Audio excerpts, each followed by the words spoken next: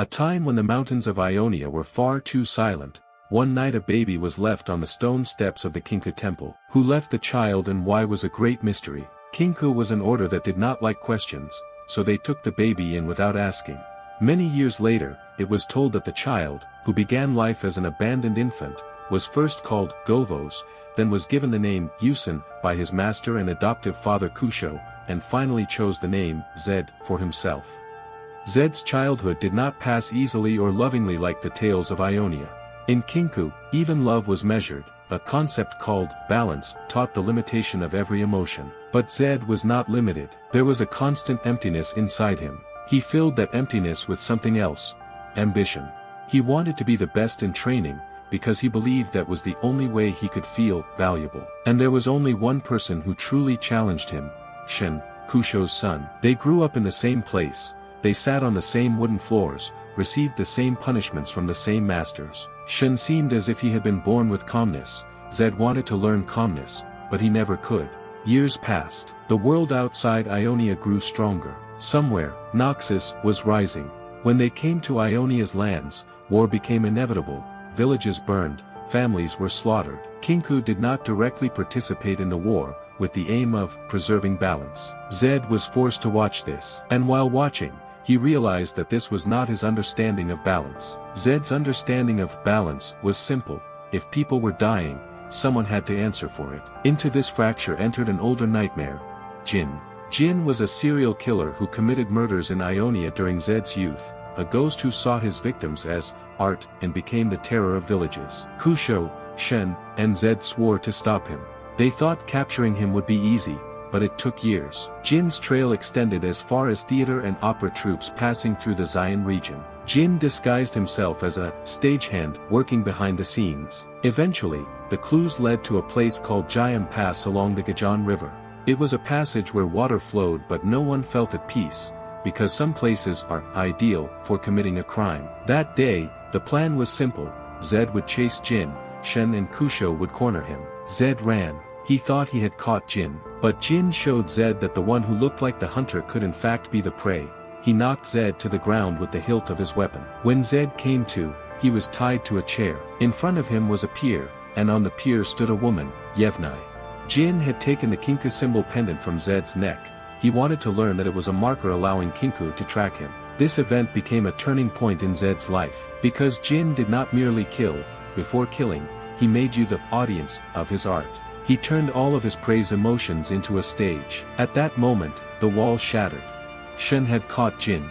Zed declaring himself as bait had been part of the plan. And Zed wanted to kill Jin immediately there. Jin had drawn his fourth blade and was about to finish it. At that exact moment, Kusho intervened and saved Jin's life.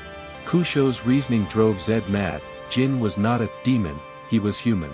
Therefore, he should not be executed, but imprisoned.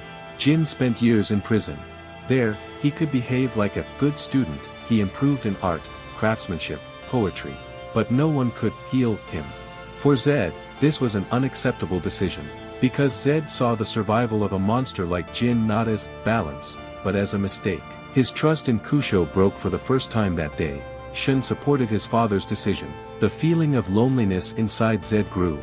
Then the Noxian War deepened. The spirit of Ionia cracked. When Zed returned to the temple, Jin's murders replayed in his mind, and Noxus's advance troubled him even more. And despite all this, he thought Kinkou was still doing nothing.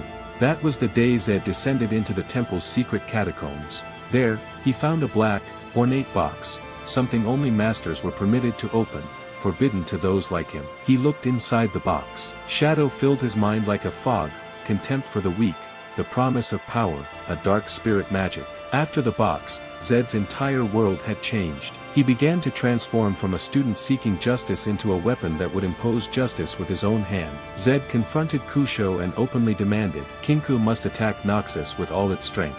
Kusho rejected this proposal. Zed then left Kinkou. This departure was not just a separation, it was a philosophical rupture. Zed gathered a group of followers independent of Kinkou teachings. This group believed that anyone who threatens Ionia deserves death. But there was a problem. Zed's ambition was growing faster than his power. He admitted something to himself.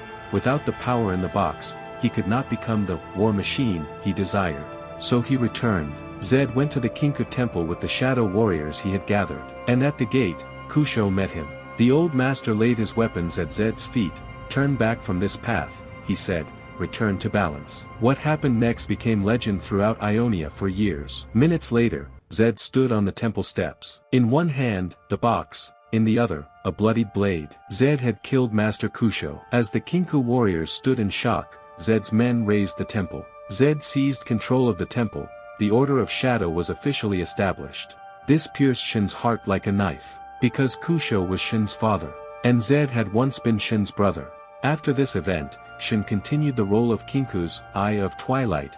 Zed was now an enemy, but the truth was far different from what everyone believed. In reality, Zed had made a deal with Kusho. The goal was to prevent Kinkou from being torn apart by internal conflict during the war, while preserving Kinkou's mission of balance. Zed and Kusho would allow the use of shadow magic to participate in the war more harshly. Zed created a story of Kusho's death. Kusho, meanwhile, shifted into another role, in another place. During this period, as Zed roamed battlefields, he saw a child after a massacre. In Barl, where Noxus delivered its "No Mercy" message, a child stood holding nothing but a farmer's sickle. His name was Cain. Zed trained him and made him his soldier, and his order grew stronger each day. And years later, while Ionia tried to heal by saying, "The war is over," someone released Jin. The moment Zed heard this, he began searching for Jin, and this time he could not fail as he had before. Zed goes to a village and sees Jin there. Jin traps Zed, but Zed is not alone. Cain and the warriors of the Order of Shadow are with him. Despite this, Jin somehow manages to escape. At that moment, Zed understands, before him is a moment where he must swallow his pride. To survive and stop Jin, he must ask for help from his greatest enemy, Shen. Shen accepts, but this does not mean Zed and Shen have reconciled. They will cooperate one last time only to capture Jin. Jin's plan is not just to kill, it is to turn Shen and Zed against each other. Jin sets a stage. A Kali is bound and hanging from a tree. Shen runs, but the Jin before him is a mechanical replica. The real Jin appears and mocks Shen, as if saying, "Don't you understand yet?" He is referring to the secret Zed is hiding, but of course Shen understands nothing. As Jin is about to turn a Kali into his masterpiece, Zed and Shen suddenly intervene. Jin traps both Shen and Zed with mechanical claws, but Zed's shuriken cuts a Kali's rope. Akali escapes and catches Jin off guard. Just as Akali is about to kill Jin with his own weapon, Zed intervenes. Because Zed does not want to kill Jin without learning who released him. Jin says that Zed already knows, but will not say it out loud. In that moment, Zed understands everything.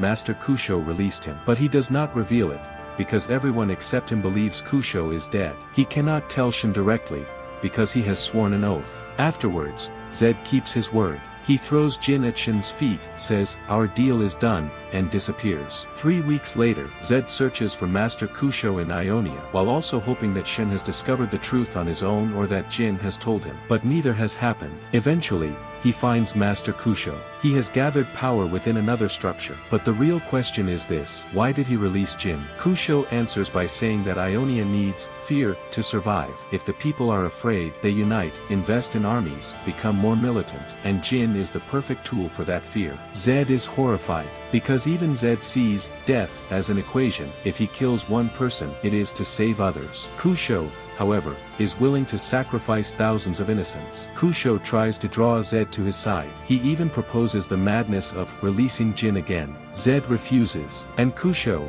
as if he already knew Zed would refuse, orders Cain, kill Zed. Here, Cain's loyalty becomes clear. Cain is the student Zed raised. He does not turn to Kusho's promises. Zed orders Cain to purge the traitors outside. Cain leaves. Zed is left alone with Kusho. Kusho infuses himself with shadow magic and the dark essence called Tears of Shadow, transforming into a shadow creature, and attacks Zed. But Kusho cannot wield this power as skillfully as Zed. Kusho is quickly corrupted. Zed, however, has spent years mastering this technique. Zed coldly waits for the moment when Kusho's greed will weaken him, and when that moment comes, he strikes. This time, Zed truly kills Kusho. Even while holding his dying master in his arms, Zed remembers that old Kinkou lesson: sometimes you sacrifice one to save many. When Cain returns, the outside is also burning. Kinkou, rivalry, and other powers are gathering against Zed. Now Zed's enemy is not a single person. Zed and Cain leave the burning place behind.